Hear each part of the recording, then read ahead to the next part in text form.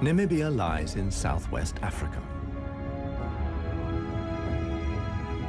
The Namib Desert stretches for almost 2,000 kilometers along the coast. To the north, the desert is crisscrossed by several dry river valleys. One of them is the Huanib Valley. It runs through the desert for several hundred kilometers and ends in the sea.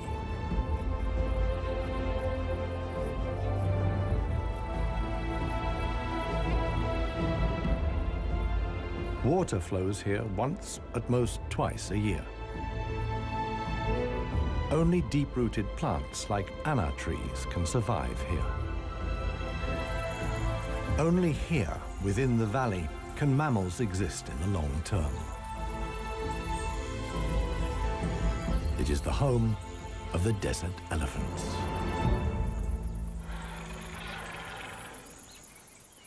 In contrast to their other African relatives, desert elephants live in particularly small family groups. They are so rare and their way of life is so special that they're under the constant supervision of scientists who've also given the elephants names.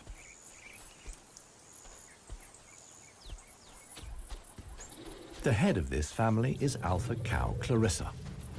The animals don't leave her side for a moment. Only Clarissa knows how to survive in this extreme environment. The shoots of the anna tree are now ripe.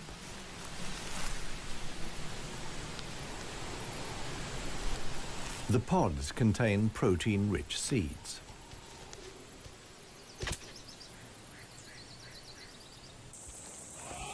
Clarissa has known every one of these trees since her childhood.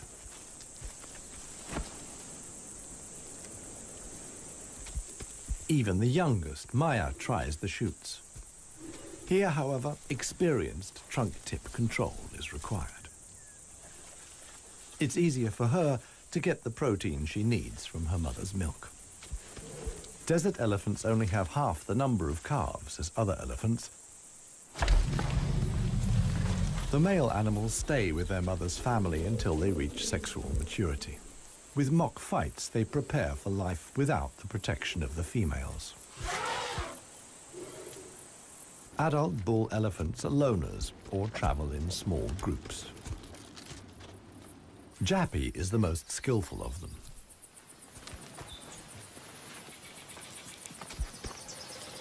His younger brother watches enviously as Jappy brings down apparently unreachable branches from the tree.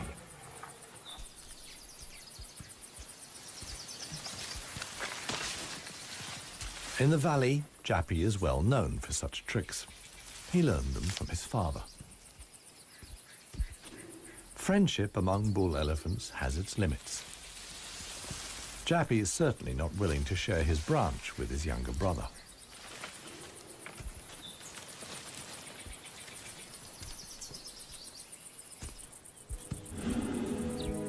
Their father, One Tusk, is now nearly 60 years old. His trademark is the missing right tusk, lost long ago in a hierarchical battle. For years, he was the undisputed king of the Huanib. Now he lives in seclusion. One Tusk's legs are weak. He can no longer keep up. The aging bull is already being watched by a male jackal, which lives in the Huanib Valley with its partner. Jackals mostly hunt smaller animals, but they wouldn't turn their noses up at a dead elephant.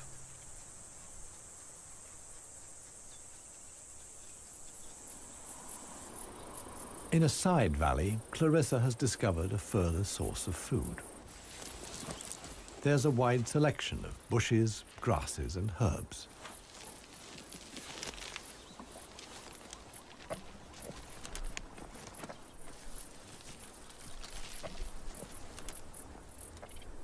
The elephants' climbing skills far surpass those of their savanna-dwelling relatives. This too is a form of adaptation to their special habitat.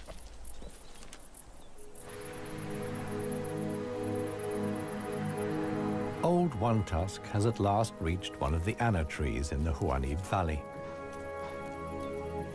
But Clarissa and co haven't left very much for him to eat. He desperately searches for something edible in the remnants. In vain.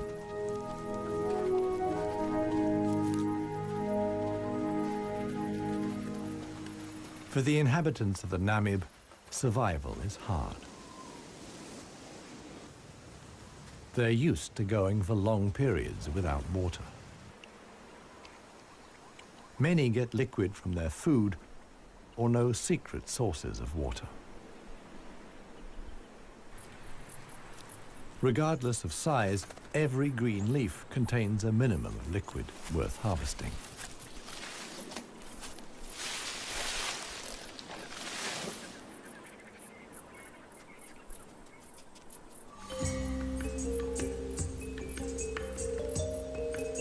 Outside the dry river valleys, there is scarcely any vegetation. Here, only extreme specialists survive.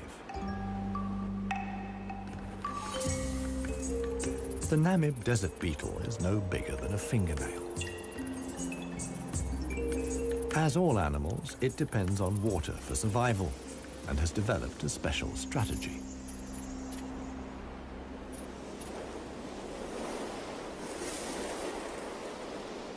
Even the tiniest traces of dampness in the air condense on its carapace.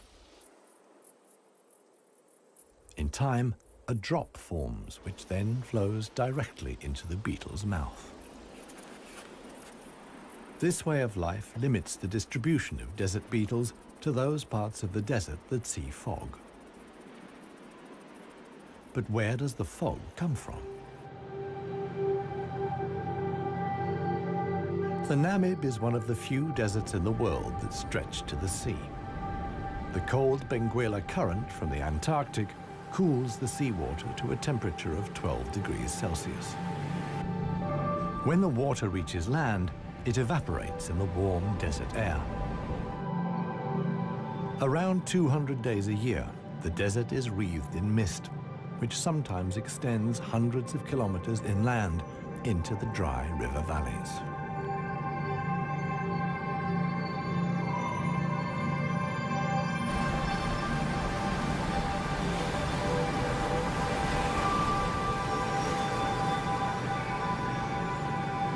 The Benguela current doesn't only bring fog, it's also rich in fish.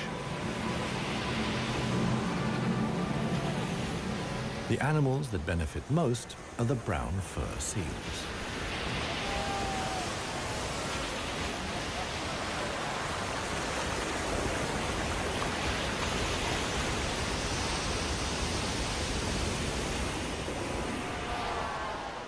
Their colonies are often home to 100,000 animals.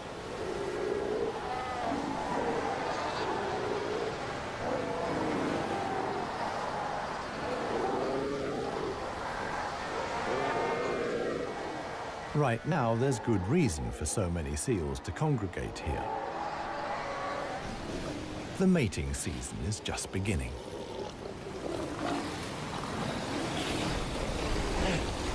Everywhere, bulls are fighting for the right to mate.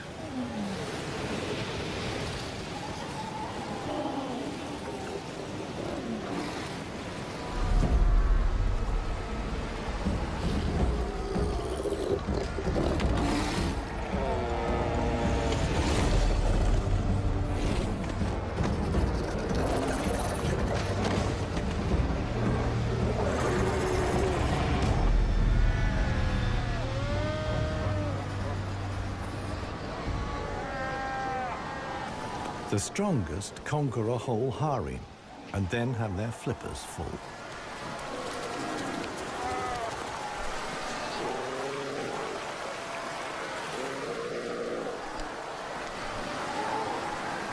After mating, the males disappear into the sea. they're not involved in bringing up the young. The fog sometimes penetrates as far as the Huanib Valley.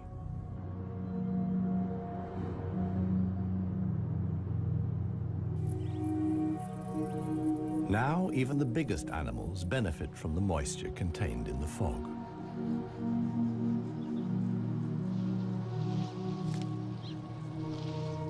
Jappy and his brother can take on a lot of liquid from the drops of dew on the plants they eat. This allows the elephants to go without water for up to 4 days at a time. The pair are still on the move together. This will soon change.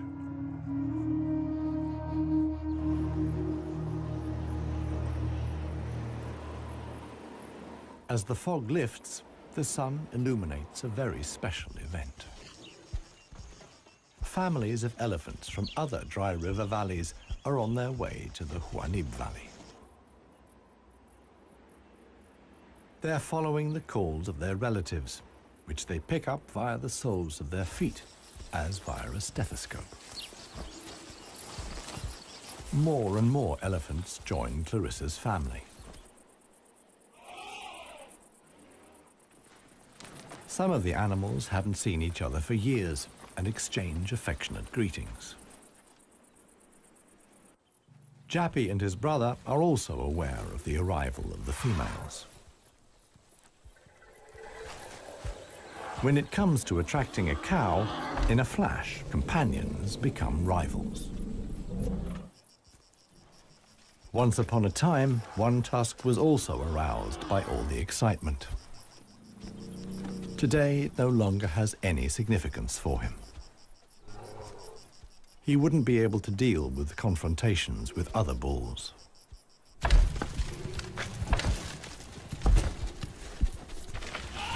His sons and grandsons, on the other hand, are very excited. For them, it's important to make the most of the female's willingness to mate and prevent others from taking advantage. In the end, however, Jappy only manages to achieve his goal by means of a trick. He abducts the alpha cow, Clarissa.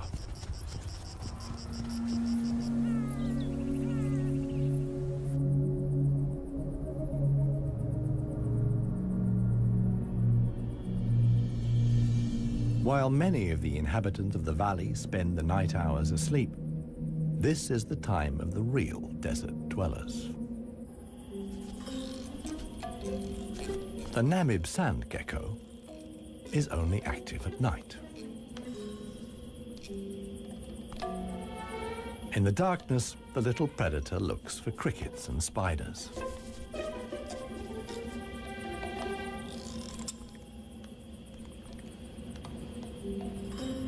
Like a frog's, its toes are webbed. This enables the lizard to seemingly fly across the dunes without sinking into the sand.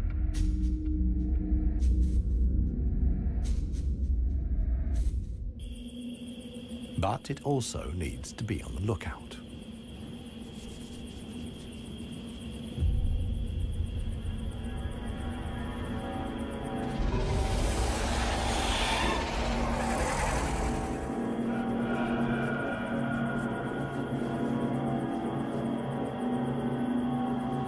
A sidewinding adder.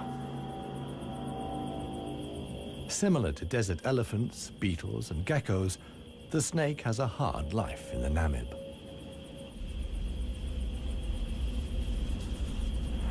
It has to hunt successfully to survive.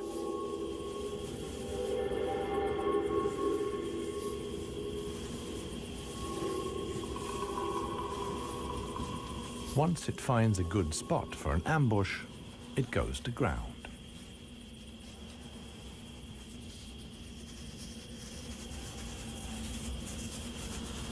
The snake is a predator that lies in wait for its prey, relying completely on its camouflage.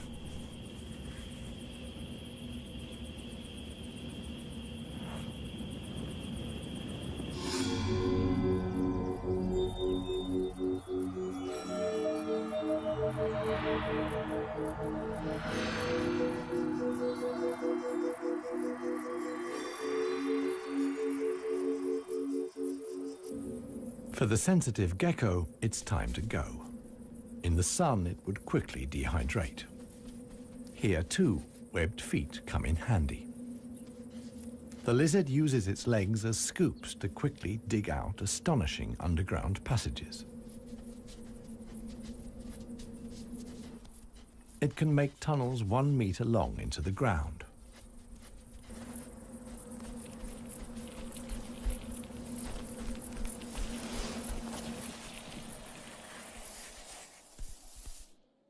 Here, it's safe. Up at ground level, another gecko isn't in quite such a hurry. With good reason. The fog is coming.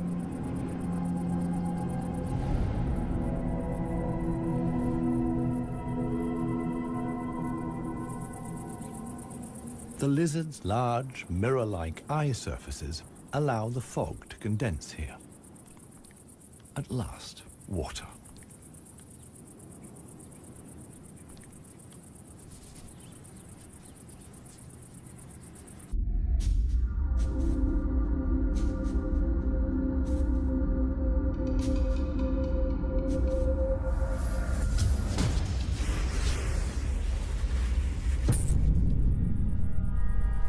The waiting paid off. This morning, the sidewinding adder can have breakfast and get some liquid into the bargain.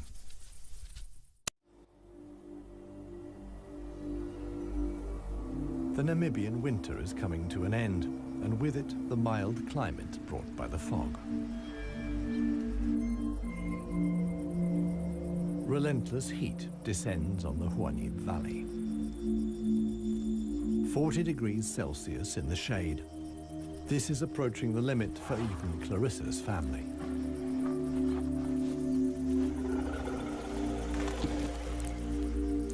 Elephants don't sweat, and so protect themselves against overheating by fanning their ears.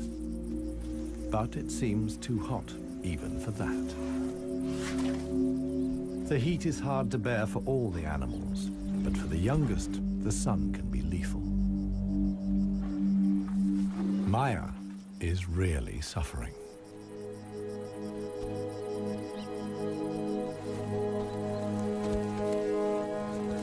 One tusk mobilizes all his efforts for one last attempt at an anna tree. But he no longer has the strength. Exhausted, he withdraws to the shade. During his long life, his legs have carried him more than 400,000 kilometers. As with most bull elephants, the last few steps he will take alone.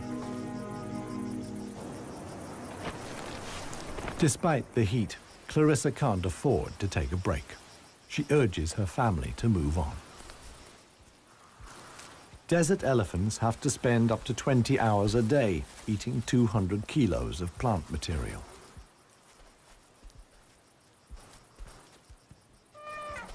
As tiring as that may be, Clarissa's family have no choice.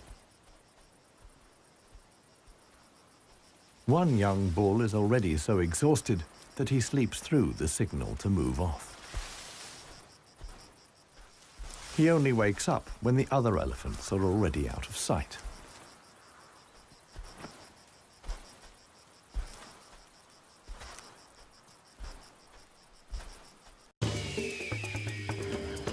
This show was created for you and your family to watch together.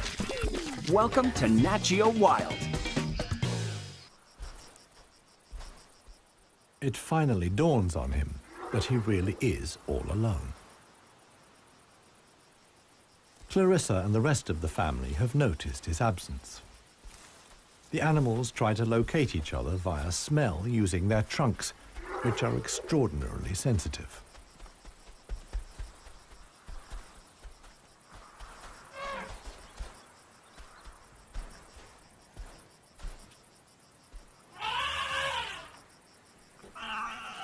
In the end, it's Maya who gives the decisive call.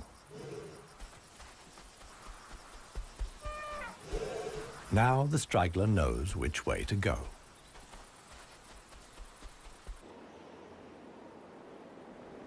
The extremely dry period shows no sign of coming to an end. 1 week later, the heat and the elephants have combined to decimate the plant life in the Huanim Valley. Vultures take up positions on the trees on the edge of the valley. Their time will come when the other animals can find nothing more to eat.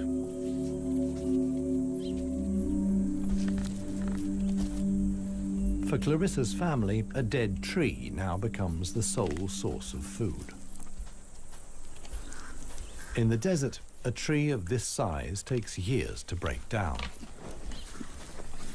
And it's the elephants that turn it into food again for the other animals. They themselves only use 60% of what they eat. The rest they excrete undigested. In this way, they distribute seeds, like those of the anna tree. Some animals, like the helmeted guinea fowl, take the majority of their food from what the elephants deposit. In times of scarcity, even the Huanim Valley baboons look for something edible in the elephant's dung.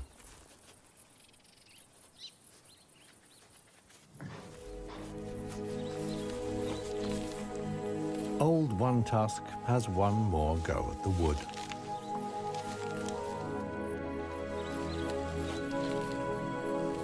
But elephant molars only grow back 6 times.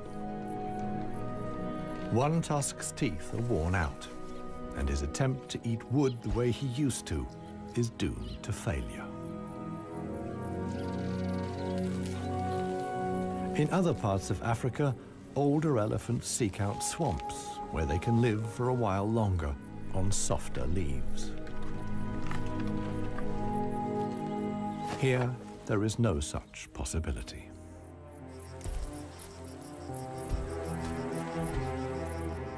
For Clarissa, too, the situation is becoming threatening. She and her family must leave the valley and seek food and water elsewhere. Other families join the trek. Only Clarissa's knowledge of hidden water sources can save them now.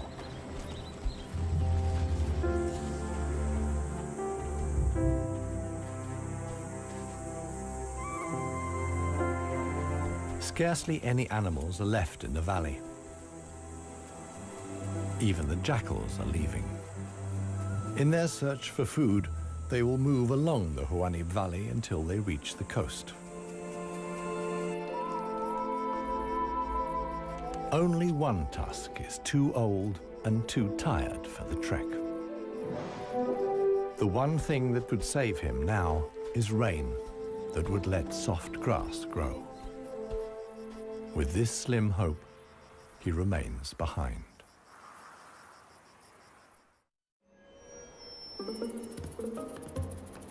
The Namib desert beetle is also looking for something to eat.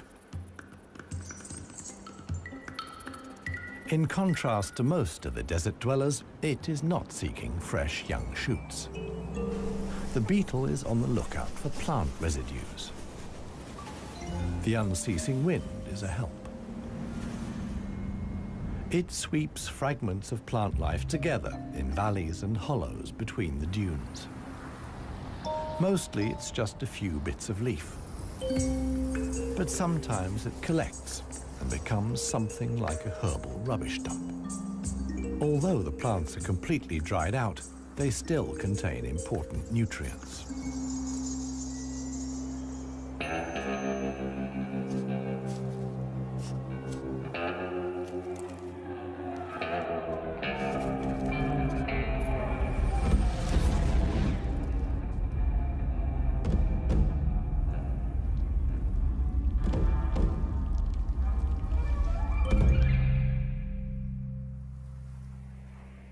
The Namakwa chameleon is one of the most dangerous hunters in the Namib desert.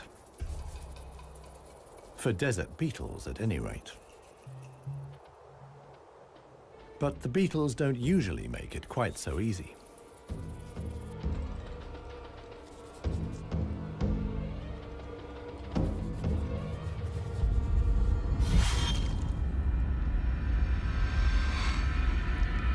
The beetles aren't only full of protein, but also provide essential liquids for the lizard.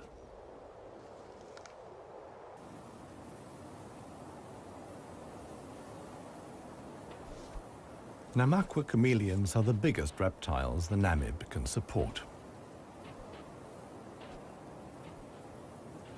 In contrast to the mammals, they can't undertake long migrations to look for food and water. Similar to the Huanib, a river once flowed here. Along its banks, animals like chameleons penetrated deep into the desert. Hundreds of years ago, the dunes slowly invaded the riverbed and cut off the water supply. This process was so slow, however, that the animals had time to adapt to the new conditions.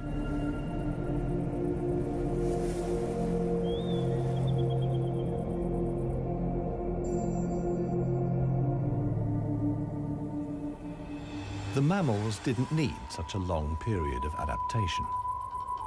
Their ability to migrate over long distances enabled them to conquer the desert much more quickly. The pair of jackals will soon reach the coast.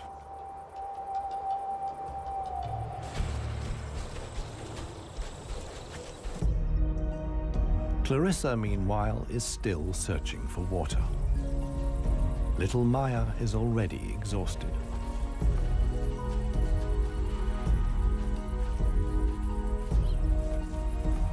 The group has to keep stopping. The animals are reaching the limits of their strength. Clarissa can produce less and less milk for her daughter. Suddenly, a commotion as Maya sinks to her knees. But Clarissa urges her offspring onwards. It is their only chance.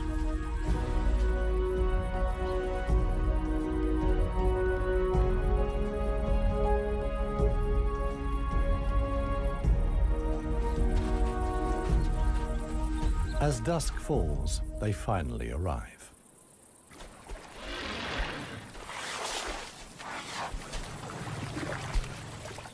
Thanks to Clarissa's knowledge, there's something to drink at last.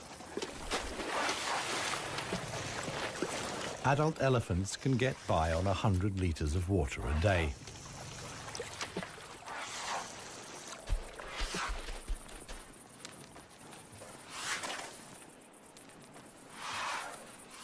The subsequent dust bath serves to protect the elephant's skin from the relentless sun.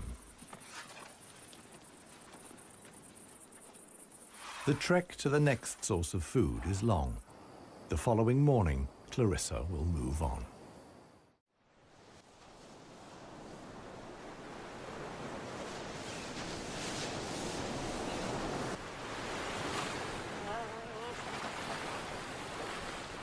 The jackals have finally reached the sea and move southwards along the coast.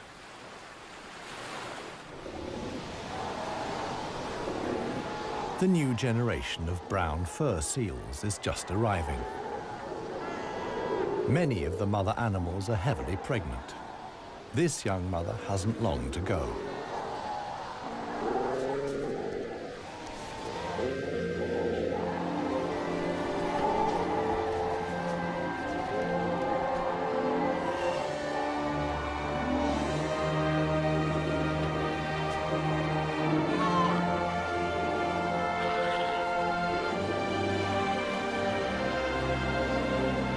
The mother at once welcomes her offspring into the world.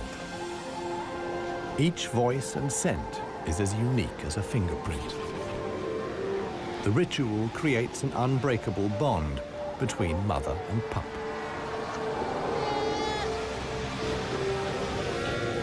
Directly after the birth, the pup has to be suckled.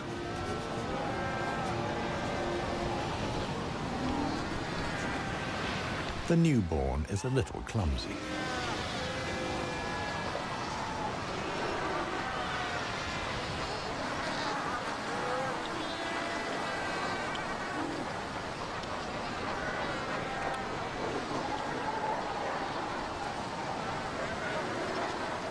The young mother is not alone. Tens of thousands of other females have also given birth. Space is at a premium in the colony, a risky situation for the babies.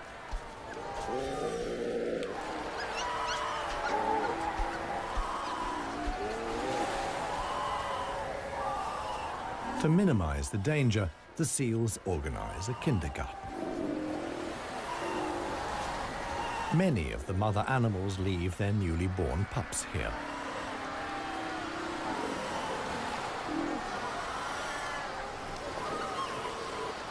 The nursery not only offers the young pups protection, but also makes it easier to find them later.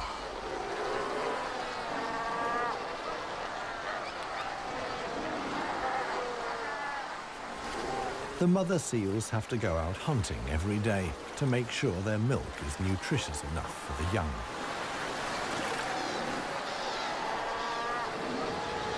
But when choosing the location of the kindergarten, they forgot about the tide.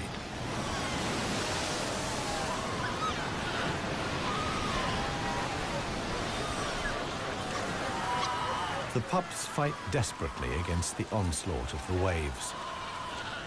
The baby is washed out to sea, along with the other newborn seals.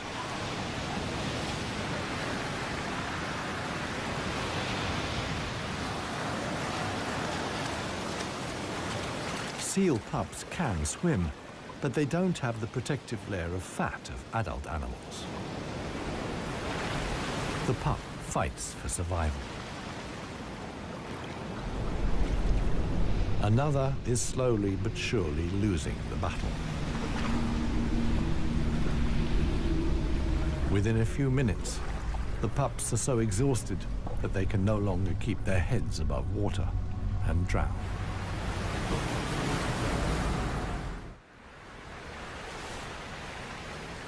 The next morning reveals how great the danger posed by the sea is for the seal pups. The shore is full of little corpses, washed up by the tide.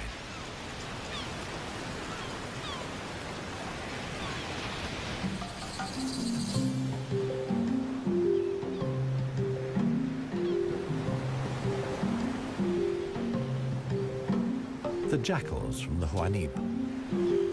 The pair have traveled hundreds of kilometers from the arid valley.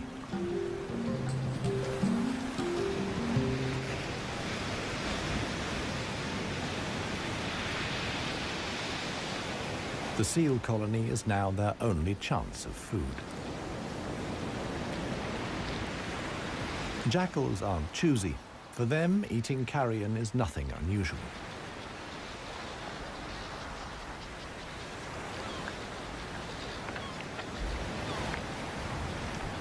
They'll be spending the coming weeks at the seal colony. Only when the pups are old enough to swim enduringly, and thus the supply of food runs out, will the jackals return to the Huanib Valley.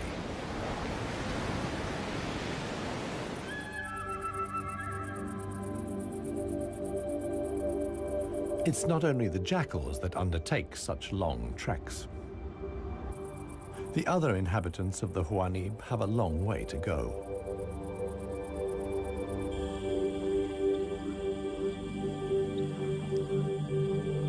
An oasis hidden deep in the desert. Oasis.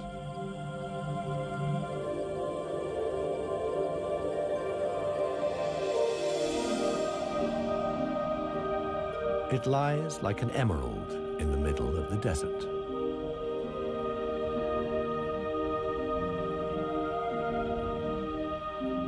A thin band of loose vegetation lines the watering hole.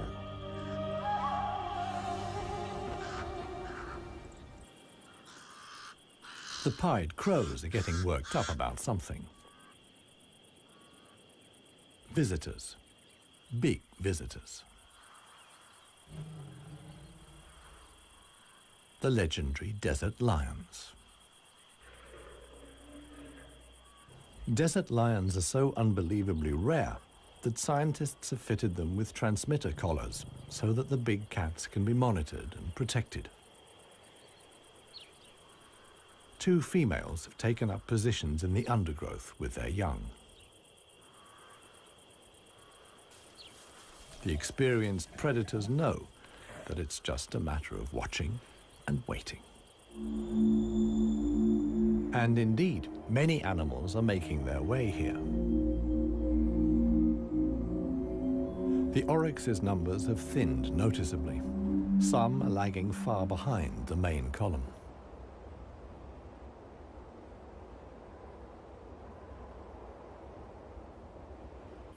After more than 10 days' trek, the first animals finally reach the source. Cautiously, they approach the steep bank. They're in danger of sinking into the soft ground.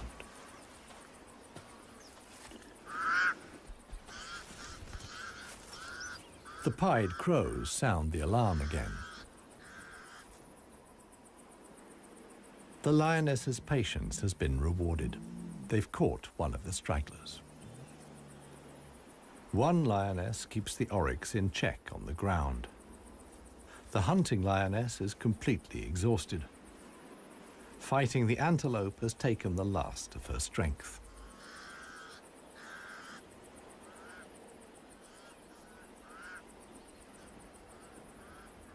She drags herself back to the bushes to get her cubs.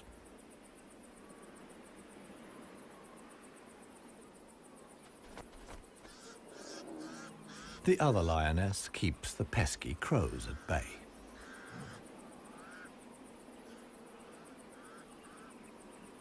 Luckily for the huntress, the cubs quickly grasp the situation. They can hardly wait to get their teeth into some fresh food. All the animals here are fighting for survival. The lionesses won this round. They've enough food now to last the coming weeks.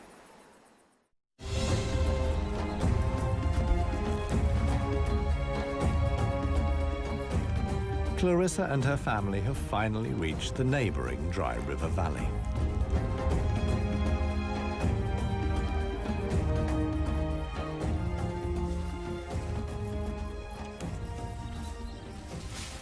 The experienced cow knew instinctively that in times of drought, there was some precious greenery here to feed on.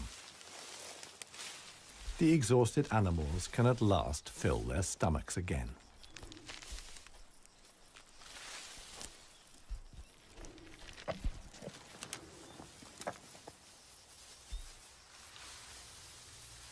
And this is how a happy, full-up baby elephant looks.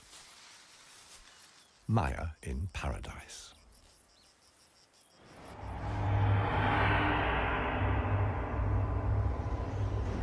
A strong wind blows in from the coast, and sandstorms form in the hinterland.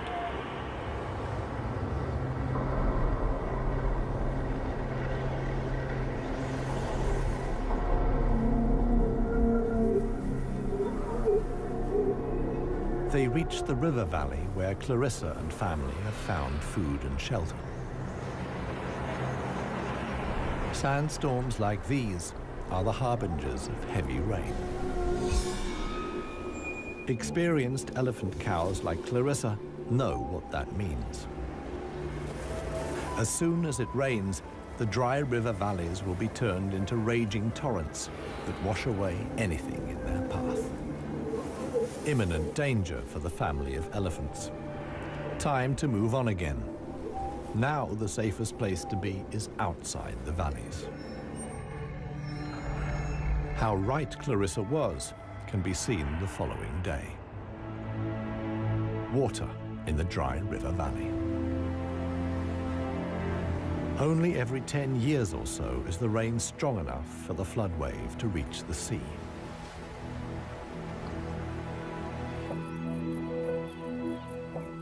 Just a few days later, the first green shoots begin the transformation of the dry river valleys.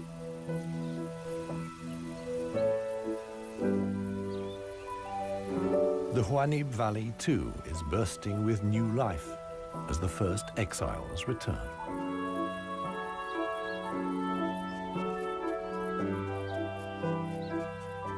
For one animal, however, the rain came too late.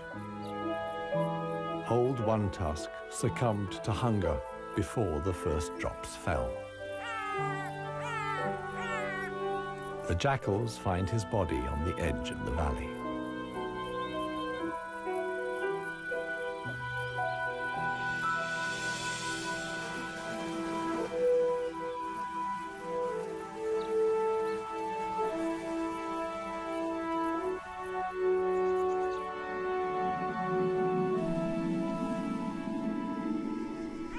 The jackals don't approach the body until evening.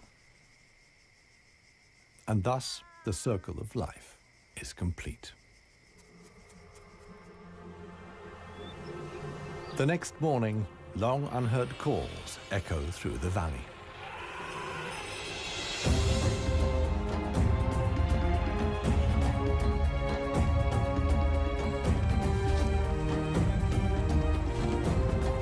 Clarissa is back. Her family survived the floods unscathed. Maya, too, is thriving. At last, the newly greened Huanib Valley comes into view.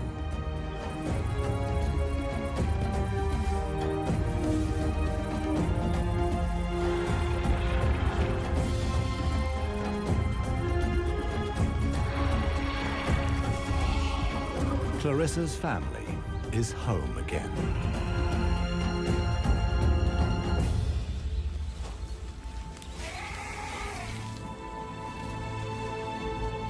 Jappy will pass on the genes of his father, One Tusk, and with them, his strength and intelligence.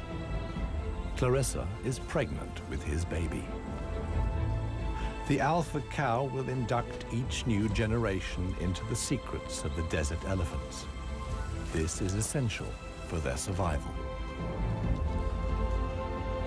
The Huanib River Valley is probably the last real wilderness in Namibia, one in which only the cleverest, most intelligent of the animal world can survive.